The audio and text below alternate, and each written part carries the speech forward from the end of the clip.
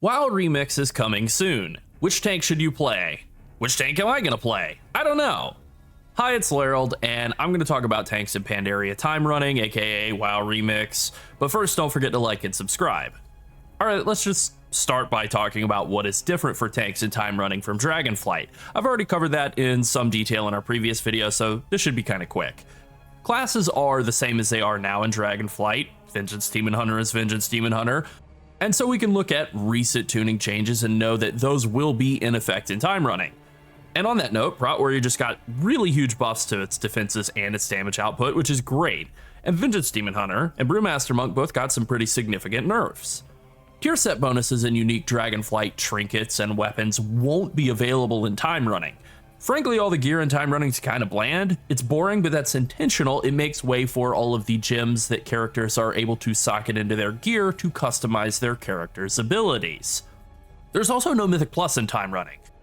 There are 4 main types of content: outdoor content like leveling, daily quests, and grinding rep on the Timeless Isle. Remember the rep grinding? That will come up later. But there's also scenarios, dungeons, and raids. Scenarios don't require tanks.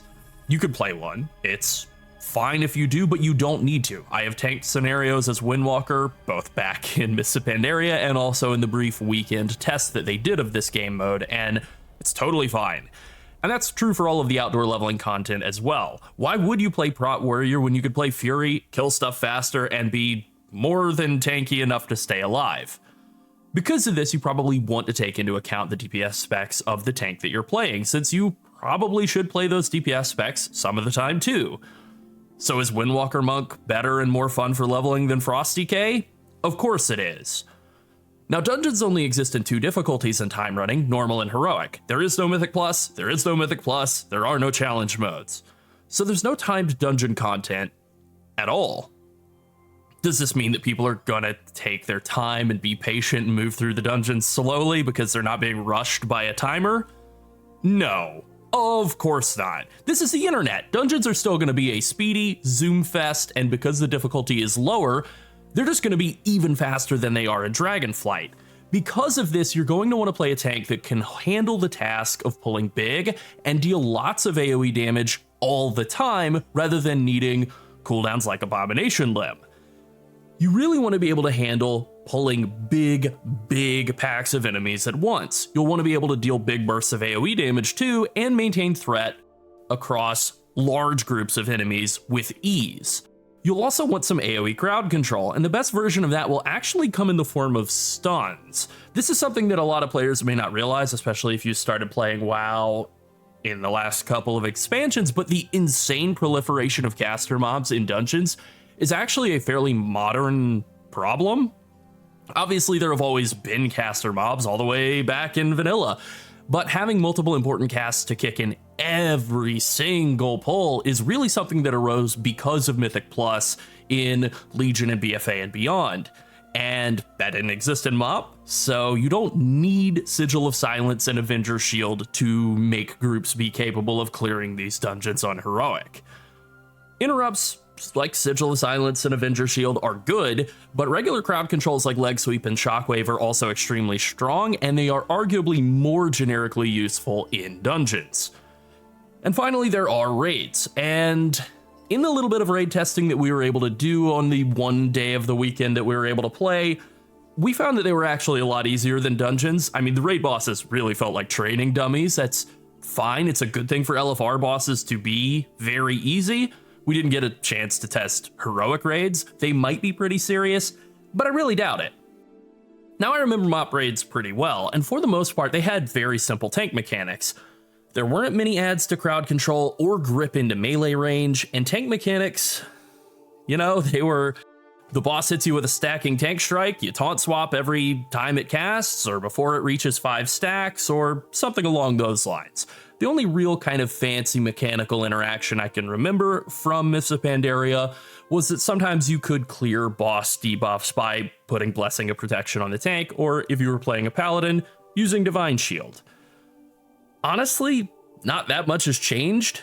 Blizzard really hasn't innovated tanking raids in the last 12 years, and I'm kind of only just now realizing how depressing that is. You know what? Let's move past it. I also remember mop raid fights having a lot of movement requirements. Being able to roll in Tiger's Lust to move around quickly was actually very important, but since the gem system gives every tank access to skills like Heroic Leap, Roll, and Blink, I think mobility is actually pretty close to being a level playing field. Like, I have a table of all of the mobility skills that everyone is able to have access to in time walking or time running, and as you can see, it's pretty comprehensive. It's basically all of the mobility covenant abilities from Shadowlands, Soul Shape and Door of Shadows. It's almost every single one of the mobility skills that every class in WoW has. You've got Heroic Leap, Roll, Blink, Sprint, Disengage, Vanish, cool, Wild Charge, Pursuit of Justice. Now, I note that Demon Hunter's Infernal Strike isn't in here. There's Heroic Leap, which is definitely weaker without any sort of talent interaction, but, you know, ultimately, pretty comprehensive list of mobility skills here in this list. So I don't really think that mobility is actually going to be something that really sets tanks apart, considering that even Blood Death Knights will be able to use Heroic Leap or Sprint. So with all of that being said, what do you actually want in a tank? I think it's probably three things. You want a good, fun DPS spec, or two, that would be even better. You want fast, snappy AoE threat generation so that you can make quick work of speedrunning dungeons, and you want some AoE crowd control as well.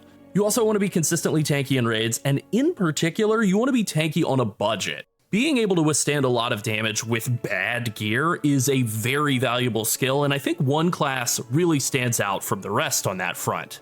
And so with all of that being said, here is my rankings for all of the tanks in Time Running Pandaria, and I'm going to start at the bottom and work my way up to kind of justify this thought process. So I like Bear Druid a lot. I think they're really fun and good in dungeons, and I think that if we were just looking at dungeons and just ranking dungeons, I think they would be right at the top alongside Warrior. I think the problem that I really have to look at Bear Druid and kind of knock them down a couple of points for here is, one, I don't like either of their DPS specs all that much. I like Cat. I want to like Cat, but I definitely think it is a cut below all of the other tanks' DPS specs. And Balanced Druid, I'm not even going to dignify that by acknowledging it exists. I guess I just did. Whatever. It's no thank you. Additionally, Bear Druid right now in Live's Dragonflight servers is kind of being held up by a pretty good tier set bonus, and once you strip that away, I think they are definitely a step behind the other tanks. They do have the benefit of being pretty great at leveling. They're one of the better leveling specs in the game, Bear specifically, not Feral and not Balance, and I think that is kind of another problem. I actually count that as a strike against them. Bear is great at leveling because you can moonfire stuff from all over the place and pull it all together and really have an easy time just kind of cleaving everything down while leveling. That's great. If you do just want to level as Bear, then I think it's a pretty good option, but the problem is, I just really do think it kind of falls behind all of the other tanks in terms of the versatility and all of the things that you're really looking for, and that is kind of a problem for me. Vengeance Demon Hunter's main power, that's like main super strength in current retail WoW, is really the ability to lock down packs of enemies with their massive crowd control, and that just isn't really as relevant here in this kind of content, and especially for the type of dungeon content that you're going to be doing in Time Running. I actually think Vengeance Demon Hunter is pretty terrible at it. Like, they might actually be worse than Bear, because Bear is very good and it's very easy to pick up and maintain AoE threat on a Bear, especially as enemies are streaming in or you don't have cooldowns up. It's still very easy to hold AoE threat. The same cannot be said about Vengeance Demon Hunter. Vengeance Demon Hunter's AoE threat is good once you're established, but actually establishing that AoE threat, getting into melee range and getting threat built up on packs of enemies and doing that without cooldowns available is kind of tough. Also, they have a tier set bonus that really props up the rest of their rotation, the rest of the way that the kit works for the class, and with that not being available, I really think that puts them actually quite a step behind. Also, something I wanted to mention in this section specifically is there are buff scrolls in this game mode, and they just come from all types of random content. You'll just randomly get buff scrolls, and one of the buff scrolls is the ability to debuff enemies and make them take increased magic damage. And that's also true for physical damage. So the Monk debuff and the Vengeance Demon Hunter debuff are replaceable with scrolls, just like the Warrior buff, just like the Paladin buff, I think, and definitely like the Druid buff. All of the buffs that exist in the game are replaceable with scrolls. There are also, I think, drums to replace lust. All of this is good. This is stuff I would like to see them carry forward into the future, but it does kind of take away a lot of the stuff that makes Vengeance really good right now, and I think it puts them kind of mid, and frankly, I think they will be strong, but I think they will be not very pleasant to play in tanking dungeons, and that's a problem. With that being said, Havoc is pretty fun, so I still think they're pretty good. I just think they're at the kind of bottom of the list of pretty good classes. It was kind of difficult for me to decide where I wanted to rank these next 3 tanks. I think they're all really good. I think Ret Pally in particular is so much fun right now. I am kind of blown away by how much fun I've been having playing Ret Paladin in the last several months since getting the Legendary on my Paladin, and Pally definitely has some really good strengths going for it in all of the raid fights in Pandaria. It was a pretty good class in Pandaria, like real Pandaria, and I think it'll be great in Timerunning Pandaria raid tanking as well because of Divine Shield, because of Blessing of Protection, because of Spell Warding. I think there's a lot of stuff that's really good, like going for Paladin. If I really had to pick out anything that I don't love about them, I think it is just, I really don't like the way that Paladin feels while leveling, like Prot Paladin specifically, trying to tank dungeons while leveling. It feels pretty incomplete, and I would say the same about Demon Hunter as well. I think the only tanks that really feel like super duper complete, kind of to jump ahead, are Prot Warrior and Bear Druid, and Prot Warrior much more so than any other tank. And that is really kind of the biggest glaring issue for Prot Paladin. Also, their damage is terrible right now on live servers. Part of that is because they were saddled with the awful Season 1 tier set bonus, thanks to the voters. Voting. I think people thought it was going to be buffed from 6% versatility to like a large amount, like 20%, and it wound up being 8. And so now a good Prot Paladin does 45,000 DPS less than a good Blood DK in single target, and that's pretty bad. So I think maybe they gain a little power by everyone losing their tier set bonuses and Pally's clearly being the weakest of the lot. But with all that being said, I still don't think they're actually all that great at dealing damage. So I think they're going to be a good raid tank, like a really good one, but maybe not as great in Mythic Plus, in dungeons, and definitely like a little bit of a pain while leveling, although Red is very fun while leveling. If you're just leveling outdoors and through scenarios, then I think you're golden. I probably wouldn't want to play Prot really until I'm in like the level 50 range. I think it's really when it starts to feel like it's coming online and you actually have a bunch of skills to use. I think Blood DK suffers from that even more. I think Blood DK clearly is going to be, if we were just talking about raid tanking, only raid tanking here, that was the only thing that matters, I think Blood DK is like the number one. It's the king. It's so unkillable. It's so incredibly good at staying in control of its health pool. There aren't that many situations where you need to grip enemies in, but if there are any situations where you want to grip enemies in, I mean, Blood DK is completely uncontested at being able to do that. The problem really comes in dungeons, and specifically speedrunning through dungeons. If you are blasting through dungeons turbo fast and you don't have your cooldowns up, it's actually kind of painful to hold threat on a Blood DK. Additionally, their damage is very high in raid right now, very, very high in Dragonflight raid right now, and a lot of that is being propped up by the very annoying situation that they're in right now of wearing the old 2-piece and the new Season 4 2-piece, but the fact that they're wearing 2 different tier sets, they're getting a lot of power from tier sets. They're also getting a ton of power from the Legendary Axe, and obviously neither of those are going to be available in Timerunning, so, I think they're going to lose actually quite a bit more power than people who are maybe looking at them and going, they're the best. They're so far above everybody else. They're way up here. Like, I think people aren't counting how much temporary power is available to them in Dragonflight right now that is actually going to be lost in this Timerunning event. I think the biggest issue with them for me really is just, I think Frost and Unholy I think Unholy is very fun spec in raids. I think Frost and Unholy can both be kind of fun in Mythic Plus dungeons, but in leveling out in the world, I've never really been that big of a fan of either of those 2 specs. I don't think they're that fun, especially compared to some of the stuff that's coming up a little bit higher ranked here, and that's kind of an issue. All right, Monk is coming off of a pretty large nerf this week. They lost, I think, 10% of Keg Smash damage, 10% of Spinning Crane Kick damage, if I remember those numbers correctly. In any case, they were violently nerfed. And they're also losing their tier set bonus, which is really terrible in raids in Dragonflight Season 4, but actually pretty good in Mythic Plus in Dragonflight Season 4. So like that's a bit of a concern. But the thing is that even without that tier set bonus, Brewmaster Monk is very, very, very tanky. It's very tanky in the way that you need to be in mop raids where there are occasional strikes on the tank. You're able to Celestial Brew pretty much all of those, Purify anything in between, dodge tons and tons of attacks because there are a lot of mechanics in mop that are kind of based off of auto attacking, and so Monk's ability to just dodge a lot is really valuable. They really have a great defensive toolkit for the way that mop exists. Also, there are some situations such as on Li Xin where you do need to actually move enemies around kind of quickly, and Monk is still the only tank that has a speed taunt ability to like make bosses move faster. That is actually an advantage that Monk had all the way back in mop, and it's going to continue to be the case in mop time running as well, because that is one of the hard fights of all of the raids. Li Xin, kind of a hard fight. Being able to make him move quickly kind of trivializes a lot of the difficulty. Additionally, maybe my least favorite talent in the game, Black Ox Statue. See, I told you it was going to come back up. Black Ox Statue is a complete cheat code for AoE rep farming on the Timeless Isle. See?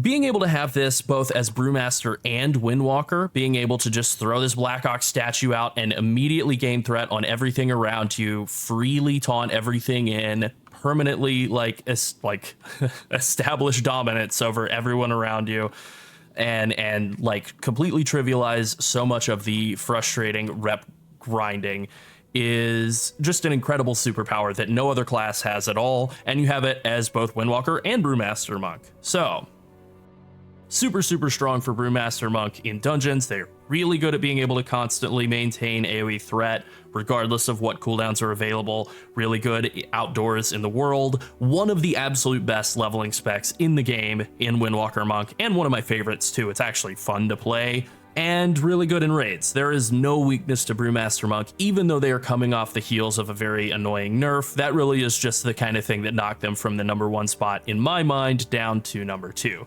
And then I think Prot Warrior is actually the king right now. They have two great leveling specs in Arms and Fury. They are super fun. I think Prot is also, of all of the tanks, it is the one that comes online the earliest. When you're in your mid-20s, I feel very comfortable jumping into dungeons and tanking them as a Prot Warrior. I've leveled a lot of tanks over the years, and whenever I'm leveling, either to do like a heritage armor leveling round, or I'm just leveling to work on a video to talk about leveling speed, Prot Warrior is my favorite of all of the tank specs to play. Warrior is my favorite class to play. I think Fury is super duper fun and fast and very snappy, enjoyable leveling experience, and Prot, again, it just is the one tank of the 6 that feels like it comes online fairly early in the leveling experience. You actually feel like you're playing a complete class, whereas Brewmaster Monk is maybe like a perfect example of the opposite. I feel like I only have a third of my skills until I'm into like my 30s and 40s. Prot Warrior really is online early, and this is a leveling experience. This is a leveling event. So Prot Warrior really, I think, gets way out in front of the competition on being an actual full-fledged online tank early on in the leveling experience.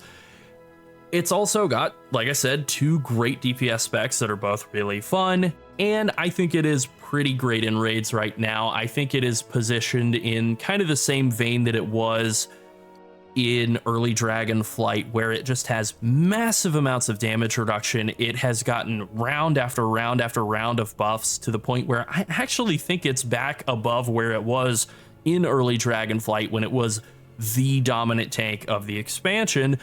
The only real difference here is that a bunch of other tanks have been buffed up to above even where that was, like Vengeance Demon Hunter and Blood Decay. But those two tanks are both losing a lot of things that make them valuable, either like just with there not being Mythic Plus in this game mode, or like losing the Legendary. And Prot Warrior's tier set bonus is pretty good in Season 4, but it is much more raid oriented than Mythic Plus oriented.